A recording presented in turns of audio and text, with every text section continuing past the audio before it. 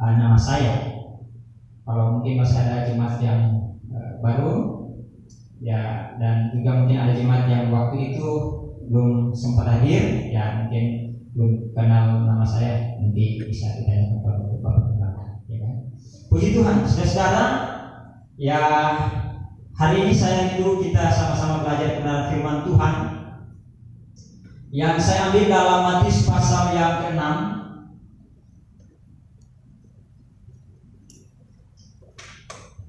Matius pasal yang ke-6 ayatnya yang ke-25 sampai ayatnya yang ke-34. Matius pasal yang ke-6 ayat 25 sampai ayatnya yang ke-34. Saya kira Bapak Ibu Saudara tidak asing dengan perikop ini. Matius pasal 6 ayat 25 sampai 34. Tidak bisa ditampilkan ya? Bisa ya. Mari kita buka Matius pasal 6 ayat 25 sampai 34 dan kita membaca ayat ini secara berbalas-balasan. Saya membaca ayat yang berangka ganjil, Ibu Bapak Saudara boleh membaca ayat yang berangka genap. Demikian kita berbalas-balasan sampai selesai pada ayat yang ke-34. Matius 6 ayat 25 sampai 34. Hal kekhawatiran. Karena itu aku berkata kepadamu, janganlah khawatir akan hidupmu, akan apa yang hendak kamu makan atau minum, dan janganlah khawatir pula akan tubuhmu, akan apa yang hendak kamu pakai. Bukankah hidup itu lebih penting daripada makanan, dan tubuh itu lebih penting daripada pakaian?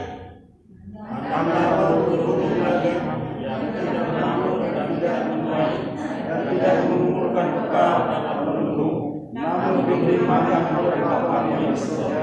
Bukankah kamu jauh lebih buruk itu? Siapakah di antara kamu yang karena kekhawatirannya dapat menambahkan sehasta saja pada jalan hidupnya? Ketika bunga-bunga ladang yang tumbuh tanpa bekerja tanpa meminta. Namun aku berkata kepadamu, Salomo dalam segala kemegahannya pun tidak berpakaian seindah salah satu dari bunga itu. Jadi jika demikian malam dari rumput ladang yang hari menadakan besok dibuang ke dalam api, tidakkah ia akan lebih lagi dibandingkan kamu, hai orang yang percaya? Sebab itu janganlah kamu khawatir dan berkata, apakah yang akan kami makan? Apakah yang akan kami minum? Apakah yang akan kami pakai? Semuanya itu dicari bangsa-bangsa yang tidak mengenal Allah. Akan tetapi Bapa yang di surga tahu bahwa kamu memerlukan semuanya itu. Tetapi carilah dahulu kerajaan Allah dan kebenarannya, maka semuanya itu akan ditambahkan kepadamu. Ayo kita sama-sama 1, 2, 3. Sebab itu janganlah kamu khawatir akan hari esok, karena hari esok mempunyai kesusahannya sendiri. Kesusahan sehari cukuplah untuk sehari. Katakan amin. Amin. Saudara-saudara yang diberkati oleh Tuhan kita Yesus Kristus, ya, seperti saya katakan tadi bahwa perikop ini bukanlah menjadi perikop yang asing bagi kita. Kita sudah sering kali mendengar orang mengkhotbahkan ayat-ayat yang baru saja kita baca pada saat ini. Bahkan mungkin saudara-saudara, sebagian dari Bapak Ibu saudara sudah menghafal ya ayat yang tertera di dalam mungkin satu ayat yang tertera dalam perikop tentang hal tentang kekhawatiran ini, saudara-saudara. Bahkan saya sendiri Bapak Ibu saudara sudah banyak kali membaca ayat ini, bahkan mengkhotbahkan di mana-mana tentang perikop ini, hal kekhawatiran, saudara-saudara.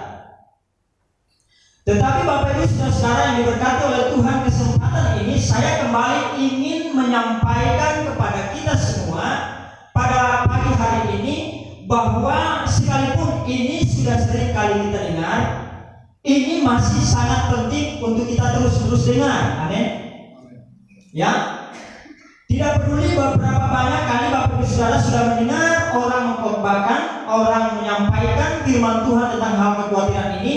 Bahkan kalau kita lihat Alkitab dicatat sejak ribuan tahun yang lalu, tetapi saya percaya bahwa Alkitab ini masih sangat relevan, atau ayat-ayat yang kita baca ini masih sangat relevan dengan kehidupan yang kita sedang jalani pada hari ini. Amin. Kalau saya tanya kepada Bapak Ibu Saudara hari ini di tempat ini, adakah di antara Bapak Ibu Saudara yang tidak pernah mengalami yang namanya kekhawatiran? Ada di sini?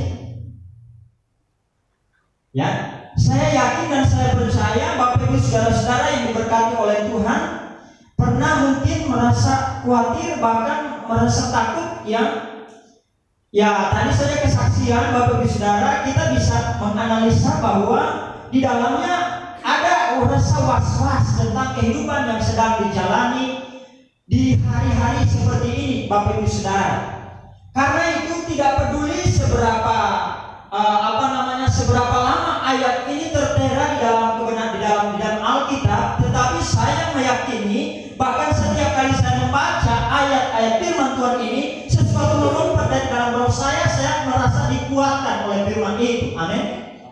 Saya merasa dikuatkan, dan saya percaya kalau saudara membaca dengan sungguh-sungguh dan mendengarkan lagi berita tentang hal kekhawatiran ini, saudara-saudara akan ada sesuatu yang membuat rohmu akan dikuatkan oleh Tuhan.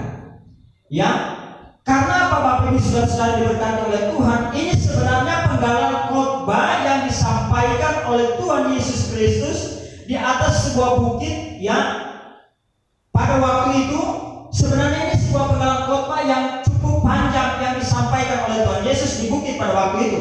Kalau kita lihat beberapa pasal ini, sebenarnya dari pasal yang kelima, kalau kita lihat Bapak Ibu Saudara dalam Matius pasal yang kelima, ini khotbah yang di bukit, ya.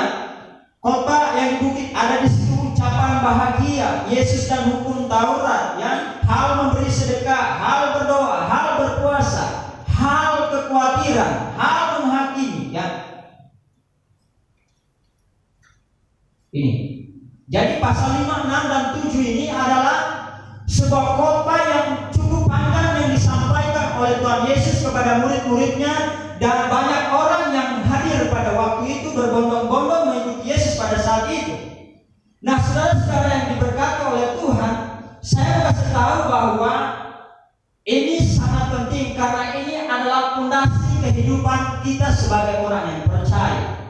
Amin. Ini adalah fondasi dasar, ya. Kalau sebuah rumah kalau tanpa dasar, maka rumah itu tidak akan pernah kuat. Amin. Kalau rumah itu pun kalau punya dasarnya hanya terdiri dari beberapa biji batu, ya. Kemudian ya mungkin semennya tidak kuat, saudara-saudara, pasti rumah itu satu saat pasti akan bisa roboh, diterjang oleh gempa atau banjir, ya. Seperti itu. Karena apa? Tidak kuat. Nah, apa yang disampaikan oleh Tuhan Yesus ini adalah sebuah dasar fondasi kehidupan kita, sehingga saudara-saudara bahwa perjalanan kita, hari-hari kehidupan kita ketika kita menjalani kehidupan kita sehari lepas hari, Alkitab mencatat ini bukan semakin lemah, ya. Alkitab mencatat bahwa perjalanan rohani kehidupan orang percaya itu, saudara-saudara, dalam Mazmur pasal 84 ayat 8, bahwa perjalanan rohani orang percaya itu makin hari makin kuat hendak menghadap Allah di Sion. Makin hari makin kuat, tetapi faktanya Bapak Ibu saudara bahwa hari-hari seperti ini, ya, banyak orang-orang percaya bukan makin hari semakin kuat, tetapi semakin hari ketika menghadapi kenyataan hidup, semakin hari semakin lemah, saudara-saudara.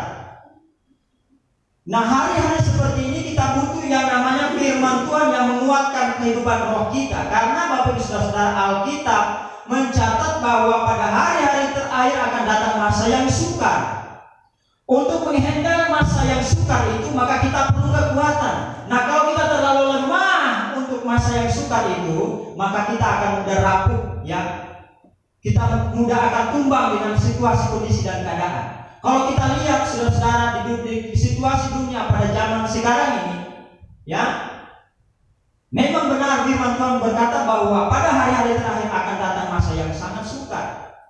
Bahkan beberapa hari yang lalu saya lihat, ya, orang posting di media sosial pernyataan Bapak Presiden Jokowi, ya, Dia mengatakan bahwa dunia saat ini sedang mengalami krisis. Bagaimana dengan nasib Indonesia? Kalau kita lihat negara Sri Lanka, ya, itu sudah mengalami krisis yang luar biasa. Bagaimana dengan keadaan kita? Sudah diberkati oleh Tuhan. Nanti ke depan kita tidak sedang menubuatkan bahwa Indonesia nanti akan mengalami krisis, tetapi kalau andai kata itu datang, siapkah kita hari ini? Ya, apakah kita akan kuat hari ini menghadapi setiap kenyataan hidup? Jangankan masa yang sukar, masalah krisis ekonomi dan lain-lain sebagainya. Bahkan kehidupan hari lepas hari kita yang kita jalani hari-hari kemarin, bahkan sampai hari ini kita sedang diperhadapkan fakta, data, informasi negatif kepada kita untuk supaya kita bisa memiliki ada potensi untuk merasa khawatir, takut, bimbang dan ragu dengan kenyataan, sehingga kita mudah saja untuk tidak percaya lagi pada firman Tuhan. Tetapi syukur kepada Tuhan, ada firman Tuhan terus datang kepada kita, menguatkan kita. Amin. Ada firman Tuhan yang terus kita harus mendengarnya, kita harus merenungkannya, atau kita terus merenungkan firman itu, sehingga kita semakin hari semakin kuat. Amin.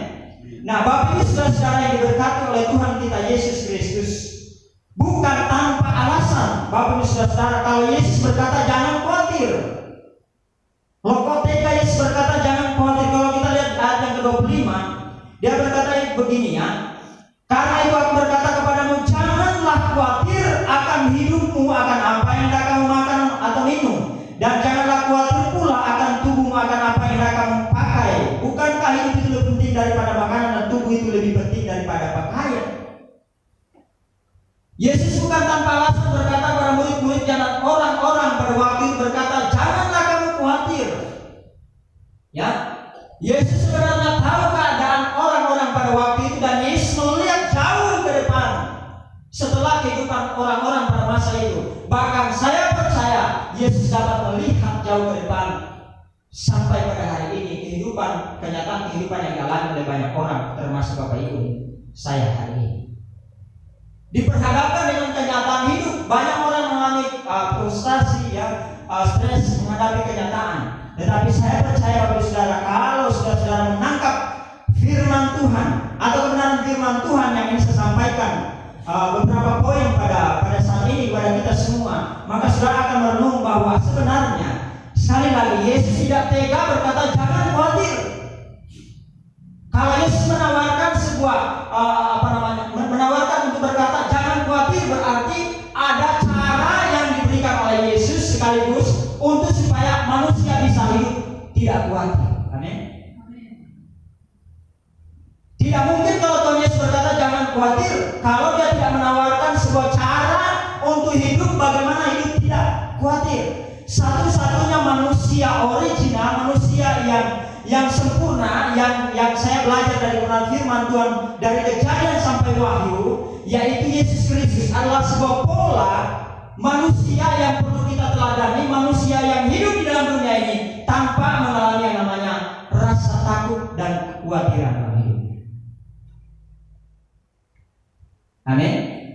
Satu-satunya manusia original, manusia sempurna yang dirancang oleh Tuhan sedang manusia awal, manusia pertama Adam dan Hawa itu dirancang oleh Tuhan untuk sebuah tujuan yang luar biasa ada dalam dunia ini, Bapak Ibu saudara, bukan mengalami masalah, pergumulan, tantangan dan harus ada kekhawatiran di sana saudara.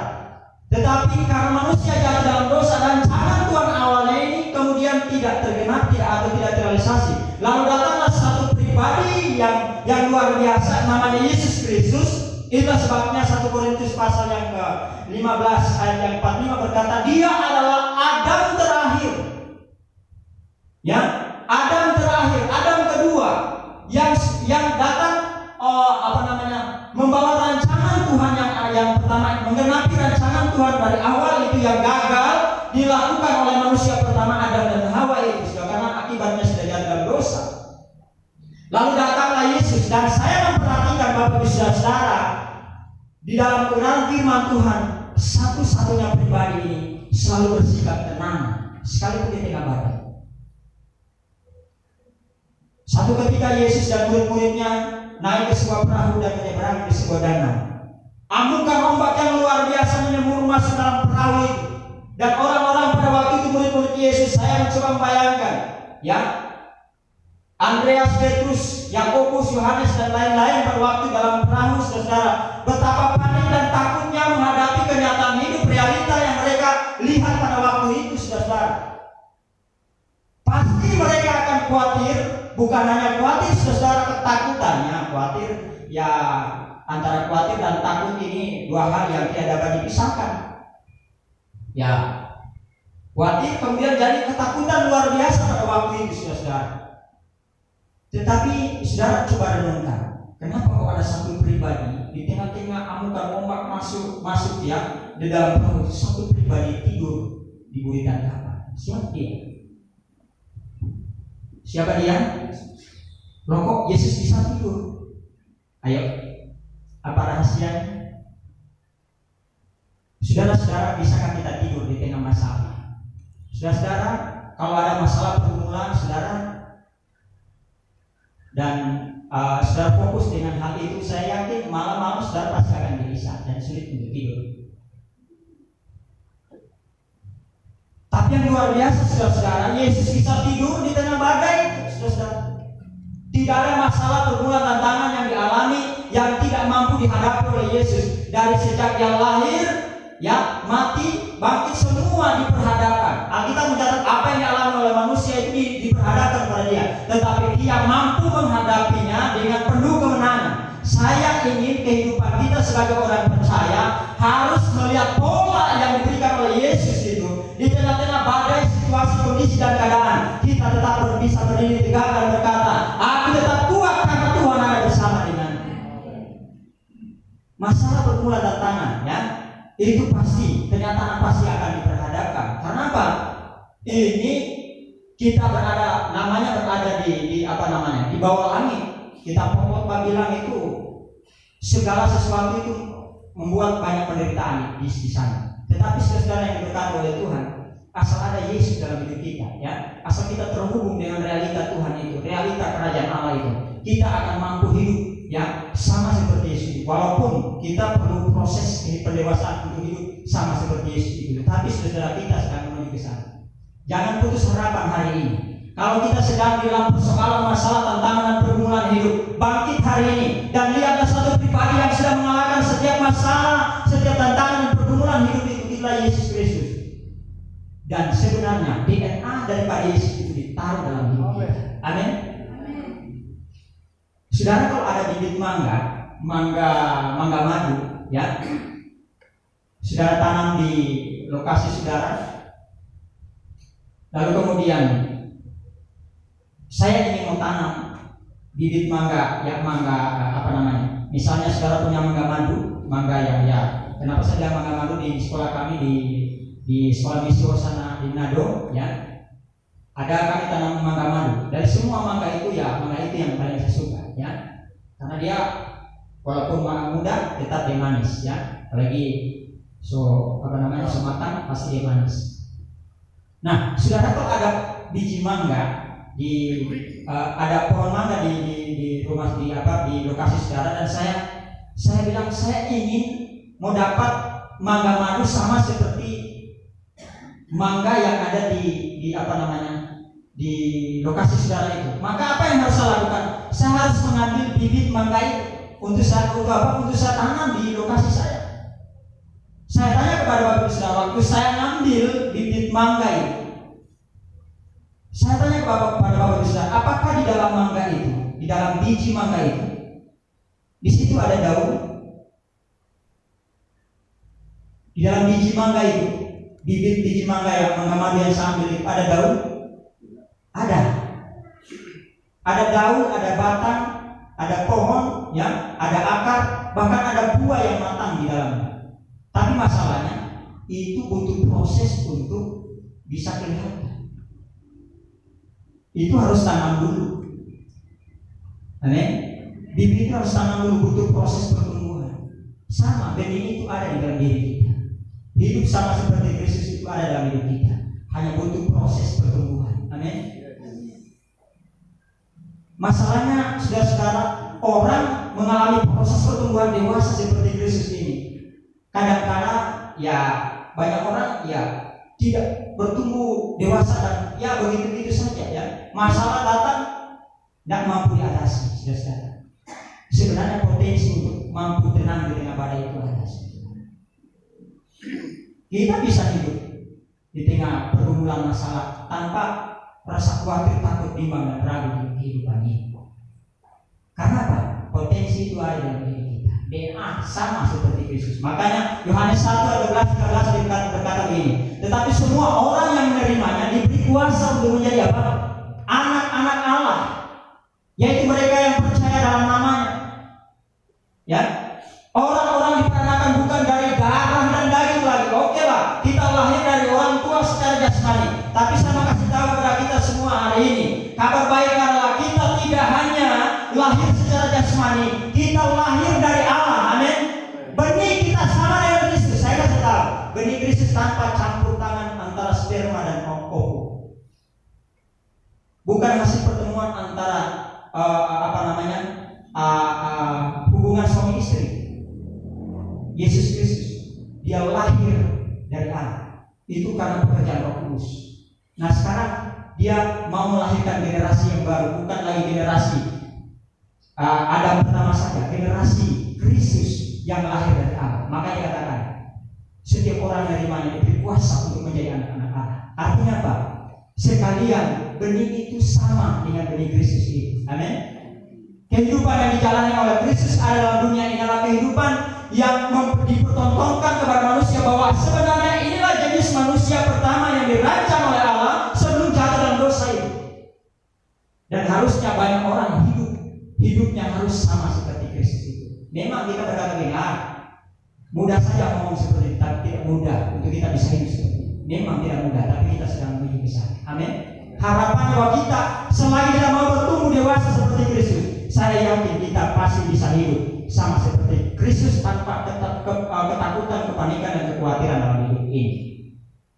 Nah, saudara-saudara yang diberkati oleh Tuhan Yesus Kristus, seperti saya katakan tadi, kalau Yesus berkata jangan khawatir, berarti Dia sudah memberikan bukti kehidupan yang tanpa khawatir.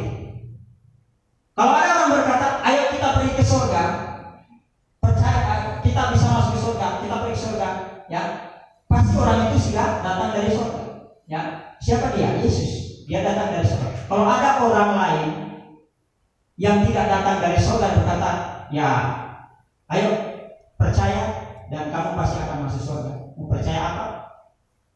Ikut saya, kamu masuk surga. Ya, orang itu tidak datang dari surga bagaimana? Sama saudara-saudara. Kalau orang berkata, jangan khawatir, lalu kehidupannya penuh kekhawatiran, ya tidak bisa dipercaya. Tapi Yesus kalau dia ngomong jangan khawatir, hidupnya sudah dibuktikan bahwa dia tidak pernah khawatir. Amin. Nah hari ini kita roh kita perlu kuat untuk melihat kehidupan Yesus tanpa kekhawatiran. Rahasianya apa sih? Itu yang ingin saya sampaikan pagi hari ini bagi kita semua. Ada sebuah rahasia yang sudah ditawarkan oleh Yesus berkata, janganlah kamu khawatir. Apa rahasianya? Rahasia di ayat yang ke-33 itu, Bapak Ibu Saudara, ya, itu sering kita dengar orang khotbah tentang itu. Apa rahasia ayat 33? Dia bilang begini. Tetapi apa? Carilah dahulu kerajaan Allah dan kebenarannya, maka semuanya itu akan ditambahkan kepadamu. Carilah dahulu kerajaan Allah dan kebenaran, maka semuanya itu akan ditambahkan kepadamu. Apa yang membuat orang lain takut, khawatir, bimbang dan ragu dalam hidup ini? Dalam konteks pembacaan ini berbicara tentang hal-hal yang bersifat jasmani, yaitu berbicara tentang apa? Makan, minum, pakai, saudara-saudara, bahkan hari esok. Itu yang diperhadapkan. Tetapi Yesus menawarkan sesuatu yang lain, yang bukan secara jasmani, tetapi bersifat rohani. Karena di ayat yang ke-33 ini berkata begini, ayat 33, tetapi carilah dahulu kerajaan Allah dan kebenarannya, maka semuanya itu akan ditambahkan kepadamu. Apa sih itu kerajaan Allah? Kerajaan Allah itu bukan soal makan dan minum. Roma pasal 10 ayatnya yang ke Roma pasal 14 ayat yang ke-17.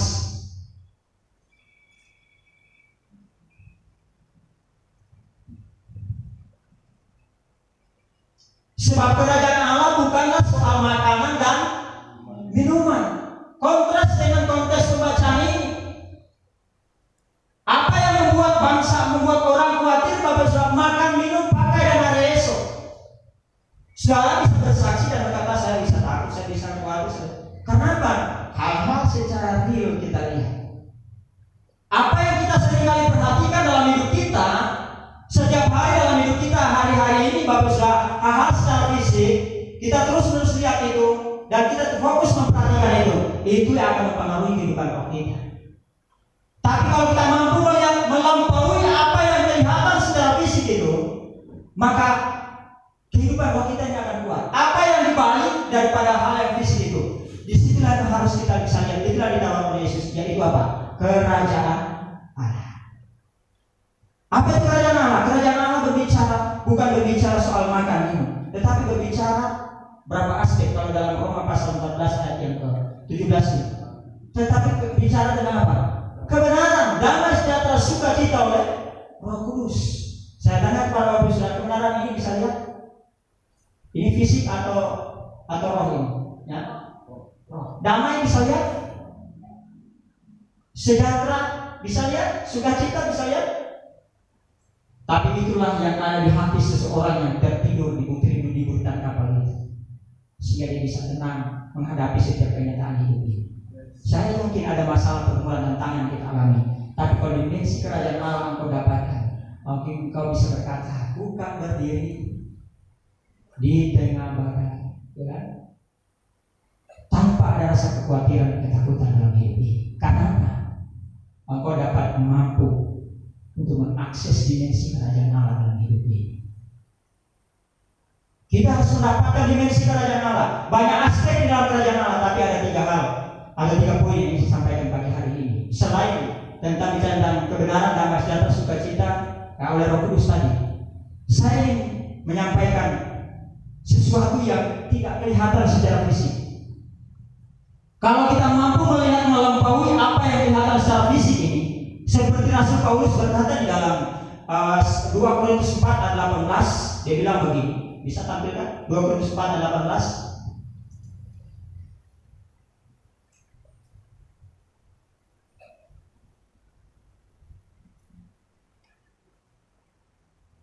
Korintus 4 ayat 18. Saudara masih antusias dengan firman Tuhan, amin? Ya, saya punya cara khotbah begini. 2 Korintus 4 ayat 18. Sebab kami tidak memperhatikan yang kelihatan, melainkan yang tak kelihatan. Karena yang kelihatan adalah sementara, sedangkan yang tak kelihatan adalah kekal. Dimensi sesuatu yang kekal, yang bersifat roh itu yang mampu kita bisa lihat.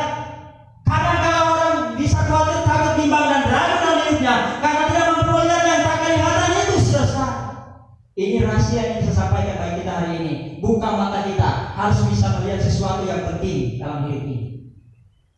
Fakta, data, informasi yang kita lihat setiap hari ini bisa membuat kita takut. Tapi asal kita mampu melihat di dalam iman kita sesuatu yang tak terlihat itu luar biasa. Apa itu? Yang pertama, yang harus mampu engkau lihat dalam hidupnya adalah Tuhan itu sendiri. Bukan dia secara jasmani. Engkau harus mampu untuk bertemu Tuhan dalam hidup.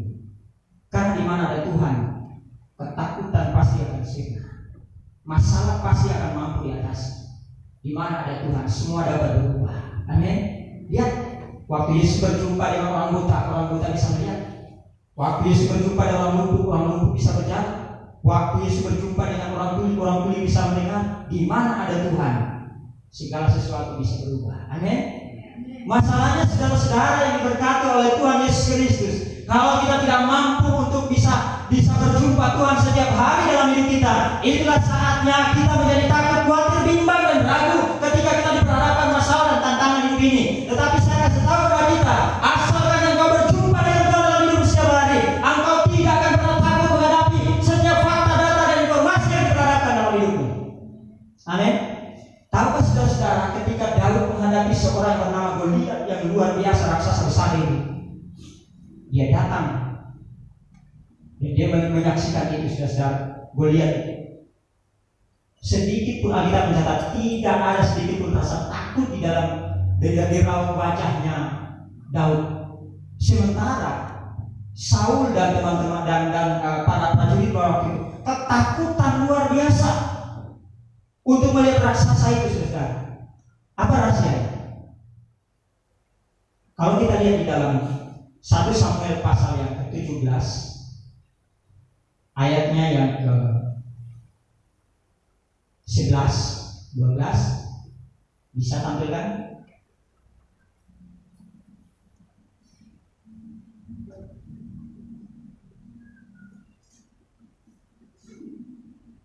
Hari ini saya tidak tanya tadi kepada Bapak Gembala berapa lama saya khotbah. Artinya bahwa bisa saja 2-3 jam. Haleluya. 1 Samuel 17:11. Ketika Saul dan segenap orang Israel mendengar perkataan orang Filistin itu, maka cemaslah hati mereka dan sangat apa? Ketakutan. Kenapa mereka ketakutan? Saya tanya pada Bapak Saudara, kenapa Saul dan tentaranya ketakutan luar biasa? Ayatnya yang ke-12 selanjutnya, coba lihat. Daud adalah anak seorang dari Efrata, dari klan Yehuda yang bernama Isai. Isai mempunyai 8 anak laki-laki pada zaman Saul. Orang itu telah tua dan lanjut usianya 13. Ketiga anak Isai yang besar telah pergi berperang mengikuti Saul, maka nama ketiga anaknya yang pergi berperang itu ialah Eliab, anak sulung, anak yang kedua ialah Abinadab, dan anak yang ketiga adalah Syama. Ayat 14. Daudlah yang bungsu, jadi ketiga anaknya yang besar itu pergi mengikuti Saul. Terus 15. Terus ayat 16. Nih, lihat. Orang Filistin itu maju mendekat pada pagi hari dan petang hari, demikianlah ia tampil ke depan. Berapa lama? 40 hari lamanya orang Filistin itu khotbah yang di hadapan orang Israel. Itulah yang membuat mereka ketakutan. Apa yang mereka sering perhatikan, itulah yang membuat orang ketakutan. Saudara, apa yang sering saudara perhatikan hari ini? Berita-berita yang menakutkan kan? Atau kau perhatikan firman Tuhan, atau engkau dekat dengan Tuhan? Kalau engkau mampu melihat Tuhan, saya yakin engkau tidak akan pernah takut dengan keadaannya. Amin. Daud pada saat dalam konteks ini, Daud ini dia cuma datang dari apa? Padang belantara mengantar makanan kepada saudara-saudaranya. Artinya bahwa dia tidak memperhatikan perkataan daripada Goliat itu, saudara. Dia di padang belantara apa yang dilakukan Daud? Dia membangun hubungan dengan Tuhan, selalu berjumpa Tuhan setiap hari. Artinya ketika dia datang, itulah saudara berkata, aku tidak datang dengan tombak, kelending dan lain sebagainya, tapi aku datang dengan apa? Nama Tuhan. Artinya Tuhan itu selalu ada dalam kehidupan Daud. Dia selalu berjumpa dengan Daud. Itulah membuat Daud sedikit pun tidak ada ketakutan. Beda kan? Coba kita lihat di dalam 1 Samuel pasal yang ke-21. Setelah beberapa pasal kemudian, Daud juga mengalami ketakutan. Bukan hanya ketakutan ya biasa, tapi sangat takut. 1 Samuel pasal 21 ayat yang ke-12. Daud memperhatikan ayat yang 10-11. Kemudian bersiaplah Daud dan larilah ia hari itu juga dari Saul. Jadi Daud ini dikejar-kejar oleh Saul. Sampailah ia kepada Akis raja kota Gat. Ayat yang ke-11. Kepegawai-pegawai Akis berkata kepada tuannya, bukankah ini Daud raja negeri itu? Bukankah tentang dia orang bernyanyi berbalas-balasan sambil menari-nari demikian? Saul mengalahkan beribu-ribu musuh, tetapi Daud berlaksa-laksa. Ini siapa yang bilang? Pegawai-pegawai Akis raja kota Gat, yang orang Gad itu termasuk yang ditumbangkan oleh Daud, yaitu Goliat itu. Sekarang Daud sampai di kota itu dan kemudian dia berjumpa dengan pegawai-pegawai dan raja pada itu. Dan apa terjadi? Ayat yang ke-12. Daud memperhatikan perkataan itu dan ia menjadi apa? Takut sekali kepada Akis raja kota Gat itu. Akibatnya apa? Dia menjadi pura-pura gila, coret-coret di dinding, ya. Karena apa? Karena dia ketakutan luar biasa, saudara. Dia ketakutan luar biasa. Kenapa? Rahasia ketakutan apa? Saya kasih tahu kepada saudara hari ini, yuk. Rahasia ketakutan untuk supaya kau jadi takut. engkau harus memperhatikan sesuatu yang menakutkan.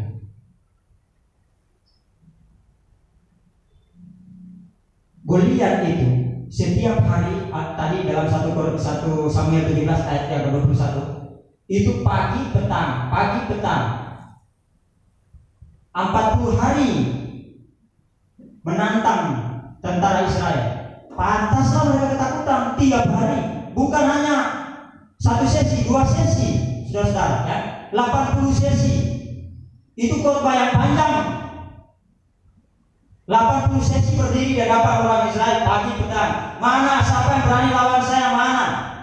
Ketika Saul dan tentara-tentara itu selalu memperhatikan, mereka ketakutan. Sama Daud juga. Ketika dia memperhatikan perkataan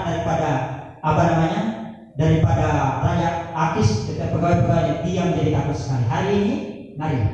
Kalau kau terlalu banyak memperhatikan hal-hal yang menakutkan, mungkin di Facebook banyak yang kau perhatikan, mungkin di media sosial dan lain-lain, saudara, itulah membuat engkau ketakutan. Hari ini engkau harus berjumpa dengan Tuhan dan engkau harus memperhatikan Dia. Amin. Pastikan bahwa engkau berjumpa dengan Tuhan. Karena apa? Saudara-saudara sedang mempelajari dalam keberagaman Tuhan, tokoh-tokoh Alkitab ternama di dalam keberagaman Tuhan ini, yang sekelas Daud, dia berkata begini dalam Mazmur pasal 60 ayat yang kedua atau 62 ayat yang ke-1-2. Dia berkata begini, hanya dekat Allah saja aku. Artinya, kalau sejauh dari Tuhan, itu pasti tidak benar. Simple hidup ini. Kalau kita tidak merasa tenang lagi, sudah khawatir, mau takut, cek hidup kita. Apa kita sudah jauh dari Tuhan atau masih dekat? Kalau kita dekat dengan Tuhan, saya percaya saudara tidak akan takut. Kenapa? Petrus bisa menyangkal Yesus. Saya tanya satu lagi. Ilustrasi tokoh Alkitab. Kenapa Petrus bisa menyangkal Yesus? Kenapa satu ketika Petrus ini, ketika Yesus digiring, lalu kemudian seorang hamba imam besar datang, kemudian dia menarik parang dan memotong telinga hamba imam besar itu. Namanya Malkus. Kenapa Petrus berani seperti itu? Saya tanya kepada Bapak Saudara, kenapa waktu itu dia tidak mau nyangkal, mau mati? Petrus berani memotong telinga Malkus pada waktu itu. Kenapa? Karena dia dekat dengan Yesus. Mereka terus mau mati, ya sudah, saya mati sama-sama dengan Yesus. Tapi di dalam konteks Lukas pasal yang ke-24 dan 50, Lukas 22 ayat yang ke-54, waktu Petrus menyangkal Yesus, coba lihat, bisa tampilkan?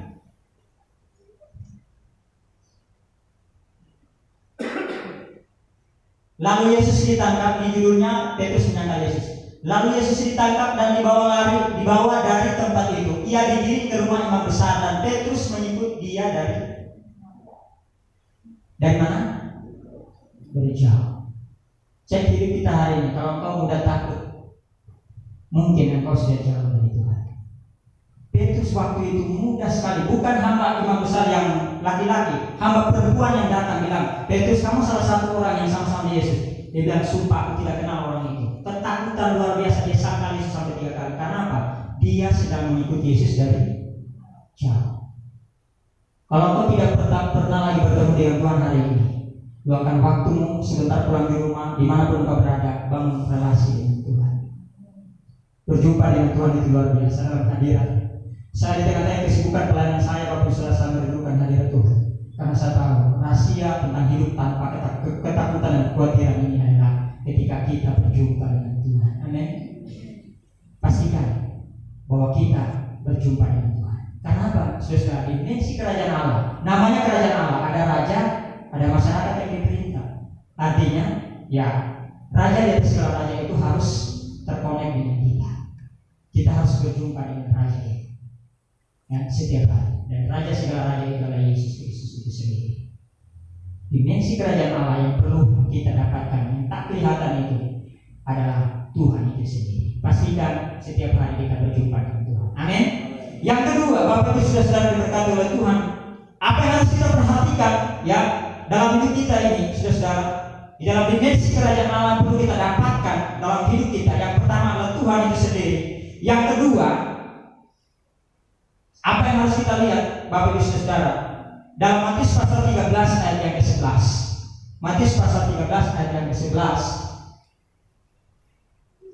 Ini cuma berapa poin saudara?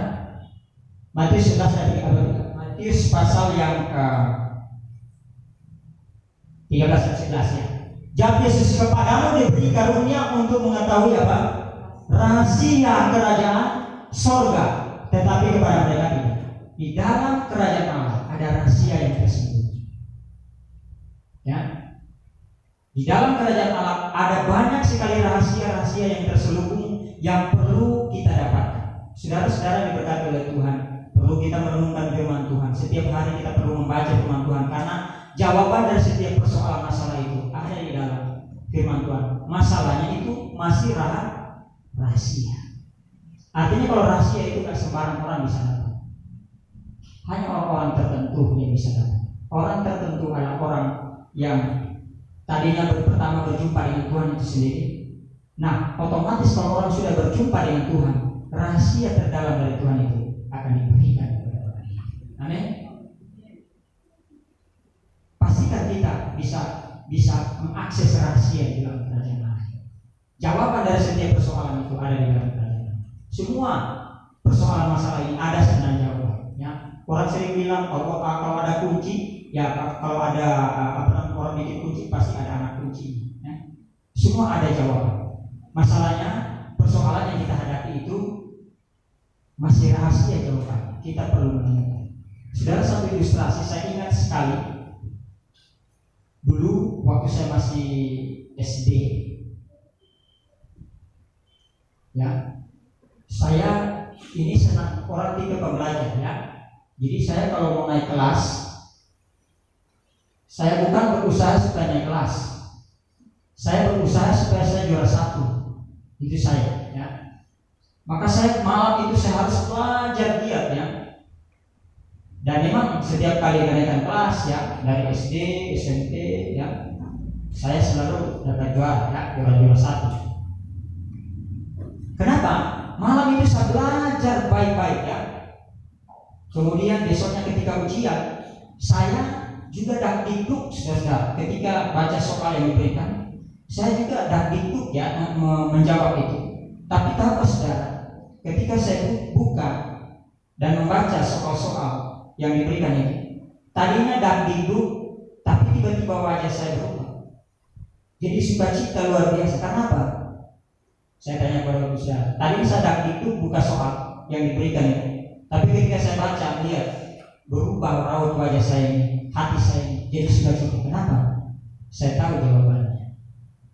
Saya lihat di samping kiri dan kanan saya, loh kok tidak sukacita? Kenapa? Saya tahu jawabannya. Mereka tidak tahu jawabannya karena tidak belajar semangat. Apakah soalnya sama? Sama soalnya. Kadang-kadang hidup ini masalah mungkin sama diperhadapkan mereka kita, tapi yang satu tahu jawabannya, yang lain tidak tahu jawabannya. Pastikan engkau bisa tahu rahasia daripada setiap persoalan yang kau hadapi. Amin. Ada di dalam benar firman Tuhan. Kita perlu terhubung dengan benar firman Tuhan. Di dalam kerajaan Allah ada rahasia, ya, ada rahasia yang perlu diakses. Kita perlu terhubung dengan rahasia itu. Semua persoalan ada jawaban. Amin. Yang ketiga, yang ingin saya sampaikan pada kita semua pada pagi hari ini, di dalam kerajaan Allah kita perlu menemukan yang namanya kehendak Allah. Di dalam kerajaan Allah ada kehendak Allah yang perlu kita temukan. Di dalam Matius pasal yang ke-21, Matius 7 ayat 21, ini bicara tentang kerajaan Allah ya. Matius 7 ayat 21, dia bilang begini, bukan setiap orang yang berseru padaku Tuhan, Tuhan akan masuk dalam kerajaan Allah atau kerajaan sorga, melainkan dia yang melakukan kehendak Bapakku yang di sorga. Jadi di dalam dimensi kerajaan Allah itu ada kehendak Allah yang harus kita menjadi bagian kita ya. Kita perlu mendapatkan kehendak Allah itu, atau kita perlu melakukan kehendak Allah itu. Kadang-kadang orang mengalami ketakutan dalam hidupnya, kekhawatiran dalam hidupnya, karena dia tidak hidup sesuai dengan kehendak Allah. Kita perlu hidup sesuai dengan kehendak Allah. Amin. Karena di dalam kerajaan Allah itu ada sebuah sebuah protokol, sesuatu yang perlu kita taati di dalam dimensi kerajaan Allah. Dan kalau di aturan lalu lintas, saudara, kalau ada lampu merah itu tandanya apa? Saudara harus berhenti kan? Itu rambu-rambu, jangan lanjut. Di dalam kerajaan Allah itu tidak sembarangan. Ada sesuatu yang perlu kita taati. Apa itu? Kehendak Allah. Jangan labrak kehendak Allah. Amin. Harus hidup sesuai dengan kehendaknya. Pastikan hidup kita hari lepas hari kita hidup di dalam kehendak Tuhan. Kalau kita sudah hidup dalam kehendak Tuhan, saya percaya Bapak Ibu Saudara, kita tidak dipenuhi dengan kekhawatiran dan ketakutan. Yang terakhir, yang saya ingin sampaikan bagi kita semua pada saat ini adalah di dalam kerajaan Allah ada banyak sekali janji-janji Tuhan yang perlu digenapi dalam hidup kita. Ya, Alkitab ini namanya kitab Perjanjian Lama dan Perjanjian Baru. Perjanjian artinya ada banyak sekali janji-janji Tuhan yang perlu digenapi. Masalahnya saudara, untuk menggenapi janji Tuhan yang tidak kelihatan, menjadikan real itu tidak sembarang. Ya, karena itu hari ini kita mengerti bahwa kita perlu mendapatkan janji-janji firman Tuhan di dalam kerajaan Allah itu. Ya, kebenaran-kebenaran ilahi ya dalam kerajaan Allah itu perlu kita dapatkan. Janji tentang masa depan, janji tentang hidup berkelimpahan, janji tentang hidup berkemenangan, janji tentang banyak hal dalam hidup ini ya yang perlu kita dapatkan di dalam kerajaan Allah. Saya percaya Bapak Ibu Saudara diberkati oleh Tuhan kalau kita mendapatkan 4 poin ini, 4 atau 3 tadi ya. Apa yang ada dalam dimensi kerajaan Allah? Yang pertama Tuhan, yang kedua apa? Rahasia, yang ketiga kehendak Tuhan perlu kita miliki dalam hidup kita. Yang keempat, miliki janji-janji Tuhan dalam hidup kita. Kalau engkau memiliki 4 hal ini, sebenarnya ada banyak. Kalau engkau memiliki 4 hal ini, pastikan engkau tidak akan pernah dapat khawatir dalam hidupmu. Karena apa? Engkau memiliki 4 hal ini. Ya, orang kalau sedekat dengan Tuhan tidak akan takut. Ya, orang kalau menemukan banyak hal dalam dimensi kerajaan Allah pasti tidak akan khawatir dalam hidupnya. Sehingga apa? Perjalanan hidup kita hari-hari ke depan ini akan menjadi perjalanan hidup bukan terseok-seok dengan keadaan. Oke, masalah boleh ada, tantangan, pergumulan boleh banyak terjadi dalam hidup kita. Tetapi saya percaya dan meyakini Bapak Ibu Saudara, firman Allah itu ya dan amin. Kebenaran Tuhan itu ya dan amin. Kalau saya sampaikan pada Bapak Ibu Saudara hari ini, saya percaya ini bukan sesuatu yang kebetulan, tetapi ini adalah kebenaran yang luar biasa yang Tuhan sampaikan bagi kita semua pada pagi hari ini, bagi kita semua untuk membuat kita semakin kuat hari ini. Saya percaya mungkin ada masalah, tantangan, pergumulan kita hadapi, bahkan hari-hari ke depan masa sukar akan datang. Tetapi kau perlu melihat apa yang kau perlu lihat.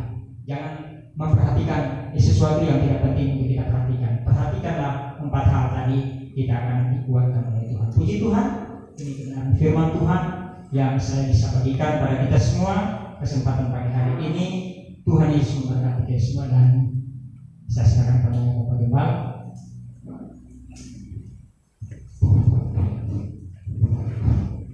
Yang memerdekakan setiap kita, yang menolong kita. Kita adalah orang yang lemah, tetapi kebenaran itu adalah jawaban dari setiap kelemahan kita. Puji Tuhan, terima kasih buat hambanya Pendeta Setri. Bapak ini adalah rektor daripada pimpinan dari Yayasan Hosana, Sekolah Misi Hosana yang ada di Manado. Jadi puji Tuhan kita bisa ketemu dengan Bapak ini. Tahun 2019 dia pernah melayani di sini dan tahun 2022 saat ini bisa melayani lagi di gereja kita. Puji Tuhan, Tuhan memberkati buat pelayanan hambanya. Tuhan memberikan berkat, bahkan baru dalam pelayanan, bahkan pekerjaan yang ada di Manado, sekolah misi akan terus diberkati oleh Tuhan. Kita akan menyembah Tuhan. Mari kita siapkan hati kita untuk menyembah Tuhan. Kita berdoa sebelum kita menyembah Tuhan. Bapa, kami bersyukur buat firman-Mu yang hidup, firman-Mu yang berkuasa, firman-Mu yang memotivasi kami, firman-Mu yang mengajar kami siang hari ini tentang hal-hal yang luar biasa yang tidak kami dapat dengan kekuatan manusia, tanpa kami harus dekat dengan Tuhan. Tapi saat ini kami sudah dibekali, kami sudah diberkati oleh firman. Dan bila kami terus pandang Yesus, kami melihat Tuhan dalam setiap masalah. Saat ini Tuhan kami akan menyembah Engkau dalam roh dan kebenaran. Roh Kudus-Mu biarlah bekerja di antara kami dengan bebas. Biarlah Engkau menyampaikan segala sesuatu yang rahasia bagi kami, bukakan dan singkapkan sesuai dengan rancangan Tuhan bagi kami. Tuhan bekerjalah bagi kami dari awal sampai selesai. Kami akan menyembah Engkau dalam nama Yesus. Kami siap menyembah Engkau dalam roh dan kebenaran. Haleluya. Amin. Mari kita bersama menyembah.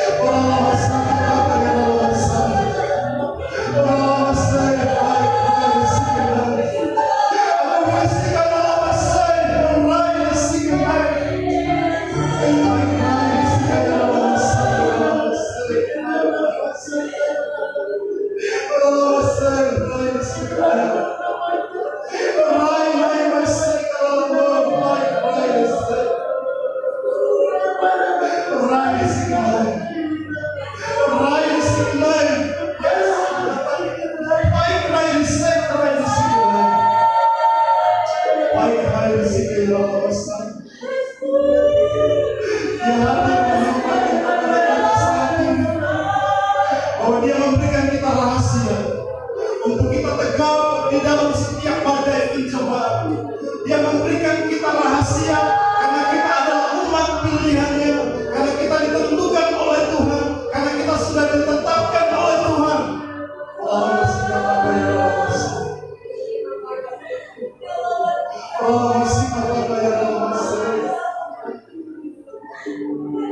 Kita menjadi spesial di hadapan Tuhan.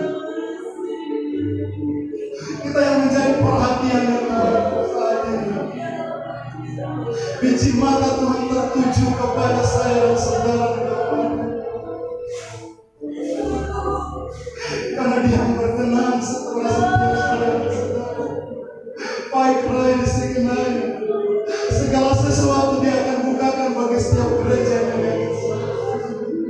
Segala sesuatu Dia akan bukakan bagi saya dan saudara. Segala sesuatu tidak ada yang diselubung, tidak ada yang tersembunyi untuk saya dan saudara. Kerajaan surga terbuka, akses kerajaan surga terbuka, akses kerajaan surga terbuka. Terima saat ini, terima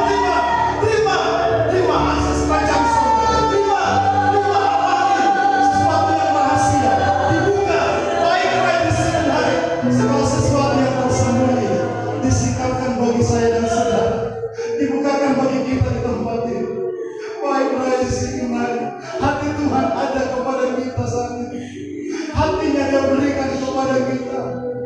Perhatiannya kepada saya dan saudara. Tangkap itu saat ini, tangkap, terima itu.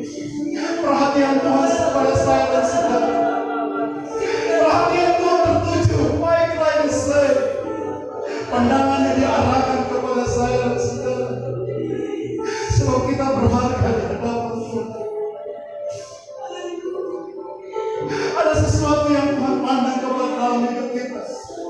Ada yang Tuhan melihat di dalam setiap kita. Ada potensi bahwa kita adalah warga kerajaan surga. Kita adalah milik kerajaan surga. Baik rai disegenai.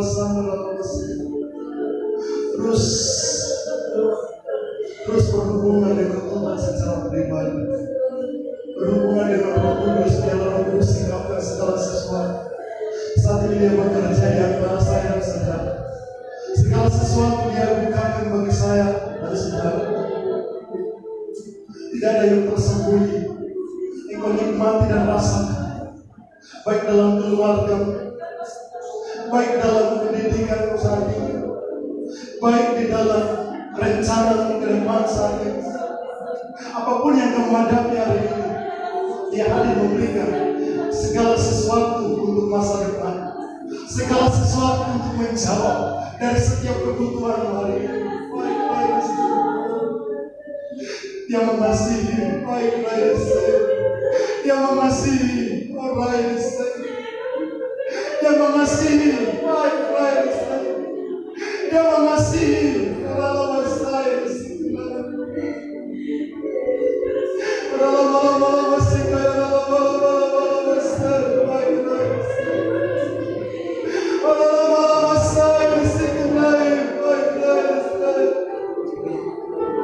Kasihnya Dia curahkan bagi kita di tempat ini. Kasihnya terpulur untuk saya dan saudara. Setiap kita merasakan kasih Tuhan, kebaikan yang menuntun tangan kita memegang. Terus nikmati, rasakan kebaikan.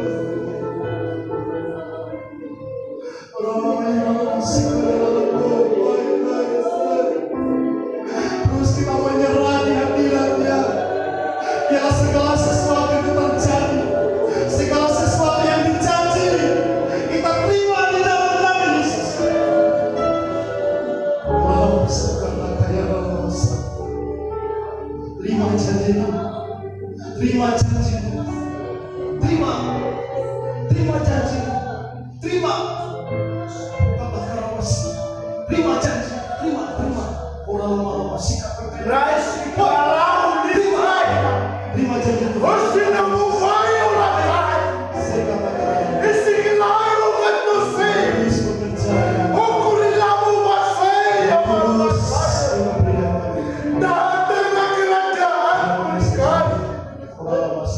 Akulah gembala yang baik itu.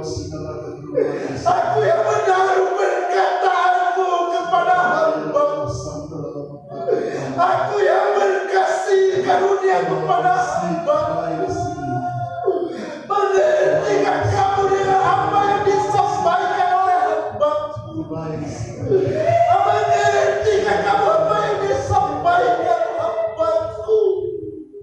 Berserulah kepadaku selagi aku dekat.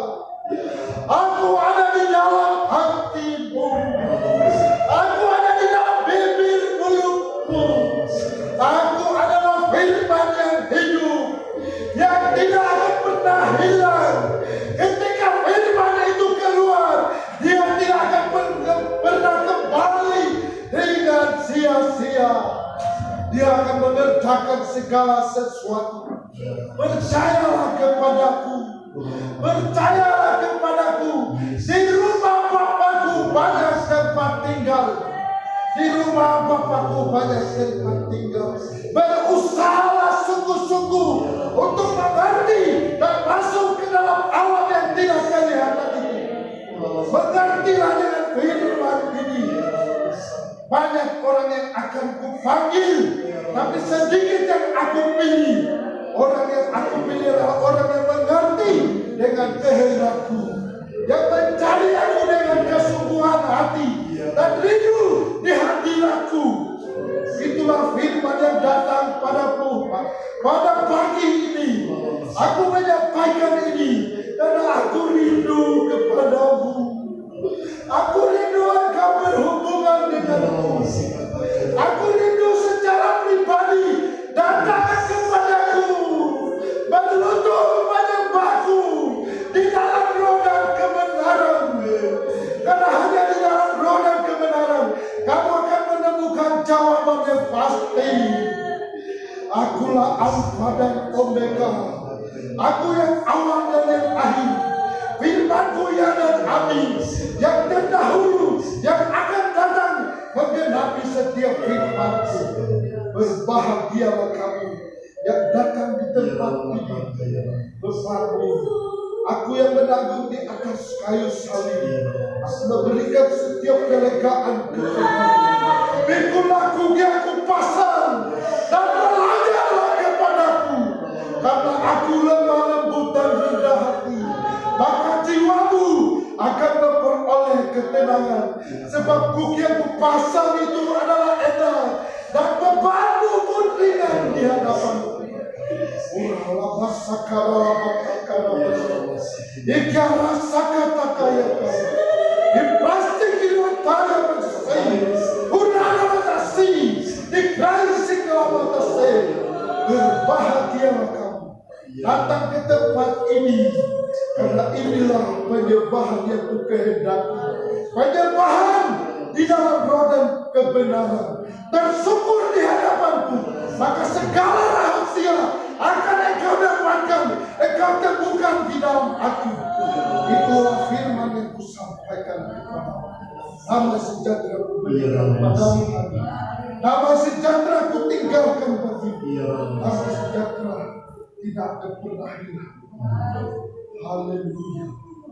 Amin. Terima kasih. Engkau hadir bagi kami pada saat ini. Engkau melawat kami, menjawab kami, memberikan setiap kami. Bila setiap kami dijawab Tuhan dilawat dan Tuhan selalu. Tidak satu pun yang terlewatkan. Setiap kami mengalami lawatan Tuhan. Terpujilah nama Engkau. Kami sudah menyembah Engkau dalam roh dan kebenaran, dan kami tutup penyembahan dalam nama Yesus. Haleluya.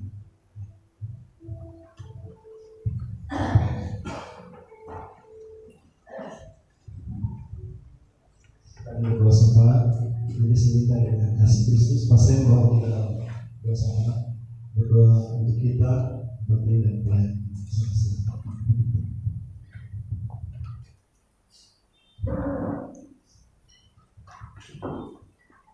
Jemaat Tuhan yang diberkati, mari kita berdoa di hadapan kekudusan Bapa yang tertunduk. Hati kami menengadah kepada menaikkan segala puji syukur, hormat, kemuliaan karena Engkau yang layak dipuji, yang layak disembah, yang layak ditinggikan, sebab Engkaulah pemilik kehidupan kami. Kami sangat diberkati oleh firman Tuhan yang telah Engkau sampaikan lewat hamba-Mu yang dari Manado dapat berjumpa bersama-sama dengan kami pada siang hari ini. Terima kasih Tuhan, biarlah kami terus mencari Tuhan, biarlah terus kami mencari rahasia kerajaan sorga, dan biarlah terus kami mau melakukan kehendak Tuhan, supaya janji-janji Tuhan itu tergenapi di dalam kehidupan kami semua. Berkati hamba-Mu Tuhan yang telah menyampaikan kebenaran firman-Mu dalam segala tugas dan tanggung jawab pelayanan yang Tuhan sudah berikan kepadanya. Kuasa-Mu sempurna memberkati dia di dalam nama Yesus. Berkati seluruh sidang jemaat-Mu Tuhan yang sudah boleh beribadah bersama-sama memuji menyembah Tuhan dalam persekutuan ibadah Minggu Raya saat ini. Berkati juga pelayanan hamba-Mu Pendeta Christian Tuhan bersama dengan Ibu dalam menggembalakan umat-Mu yang ada di tempat ini. Terima kasih Tuhan, biarlah segala sesuatunya Tuhan yang memperlengkapi kehidupan mereka, Tuhan yang memberkati kehidupan mereka semua. Terima kasih Tuhan, berkati kami semua pribadi lepas pribadi, keluarga lepas keluarga, bahkan persekutuan jemaat. Tuhan memberkati kami.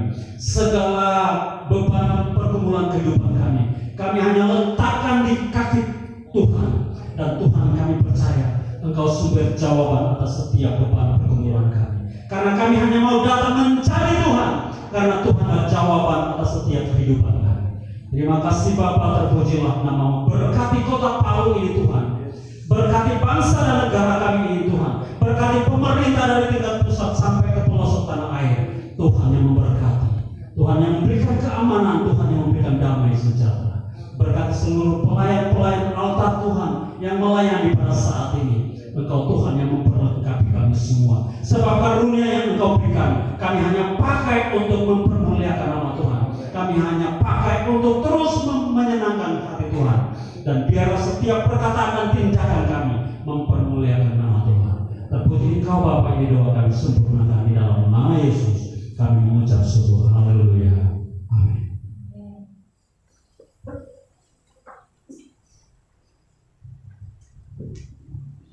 Puji Tuhan. Terima kasih buat hamba-Nya yang sudah berdoa untuk kita.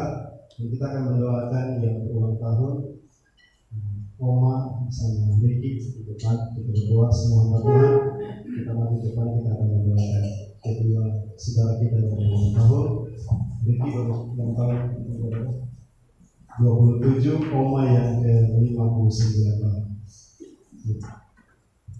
Mari Oma. Saudara semua di hamba Tuhan.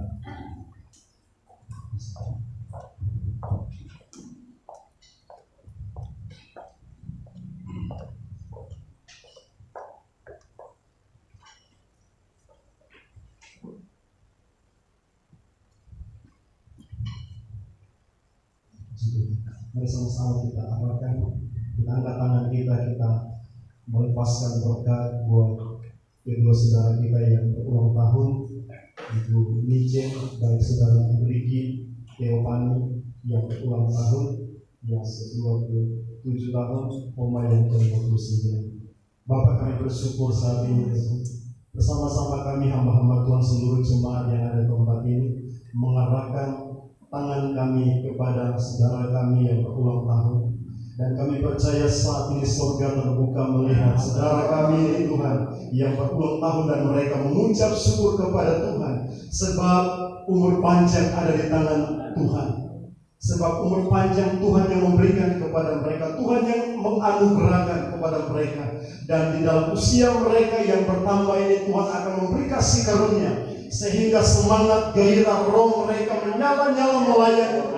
Hamba berdoa dari tempat ini bersama kami hamba-hamba-Mu melepaskan berkat yang dari surga turun buat kedua saudara kami saat ini. Hamba meletakkan tangan, biarlah berkat pengurapan kuat kuasa Roh Kudus turun buat saudara kami Tuhan, buat Ibu Nice diberkati oleh Tuhan di dalam usia yang ke-59 tahun.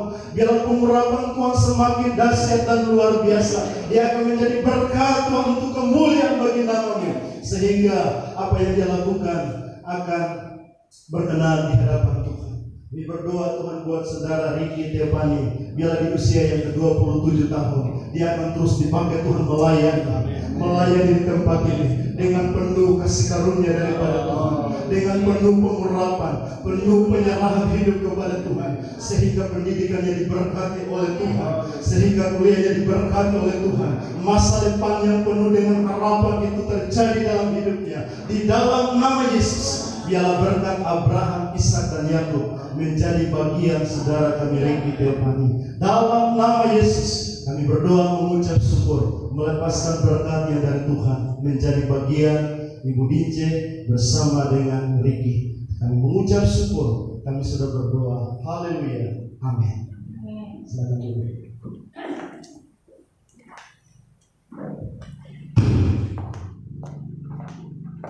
Puji Tuhan untuk pengumuman hari Selasa sebelum ini, dan hari Rabu ada ibadah pemuda jam 7, dan juga hari Kamis itu hari kemerdekaan tanggal 17 Agustus. Jadi mungkin kita seperti yang kemarin-kemarin kita tidak boleh ibadah 17 Agustus. Jadi hari Rabu ibadah pemuda jam 7 di tempat ini. Nanti yang melayani nanti ketua pemuda yang akan saya duduk yang akan melayani untuk ibadah hari Rabu untuk pemuda. Dan di sini ada hari Jumat ibadah ucapan syukur dari keluarga Pak Henry bersama anak Brian juga yang berulang tahun, 2 orang mereka berulang tahun. Dan ucapan syukurnya akan dibuat pada hari Jumat, ya, hari Jumat sore jam 7 malam, bukan sore, jam 7 malam di tempat ini, di gereja ini. Jadi diharapkan kehadiran kita semua yang akan hadir untuk acara ibadah ini, dan kita minta pelayan yang melayani hari Minggu ini akan melayani hari Jumat pada ucapan syukur keluarga Pak Hendrik bersama Brian yang berulang tahun. Puji Tuhan. Mungkin semua itu penyampaian. Dan hari Sabtu ada doa puasa jam 12 siang. Diharapkan semua pelayan yang tidak berhalangan diusahakan semua pelayan itu bisa hadir untuk kita doa dan puasa jam 12 siang di tempat ini. Bahkan semua jemaat yang ada bisa hadir untuk doa dan puasa. Hari Minggu ibadah raya, nanti pelayan-pelayannya ada yang bertugas yang sudah ditetapkan yang akan memberikan jadwal, karena jadwalnya sementara diminta ya dibuat ya dari semua yang bertugas, karena yang bertugas ini kan kemarin waktu hasil rapat sudah dimasukkan siapa-siapa yang akan bertugas, nanti pengurusnya yang akan buat kegiatan. Tuhan, mungkin itu penyampaian dari kami. Saya ucapkan terima kasih buat kita semua. Sekali lagi saya ucapkan buat hambanya Pak Supri yang sudah hadir sama-sama kami di tempat ini. Doa kami biarlah pelayanan hambanya yang ada di Manado, bahkan pelayanan sekolah misi Hosana yang ada di Manado terus diberkati Tuhan. Banyak hamba Tuhan yang terdirikan di sana untuk menjadi berkat, memenangkan jiwa untuk kerajaan surga. Puji Tuhan. Tuhan memberkati, dan kita akan akhiri ibadah ini. Saya jemput saudara kita berdiri.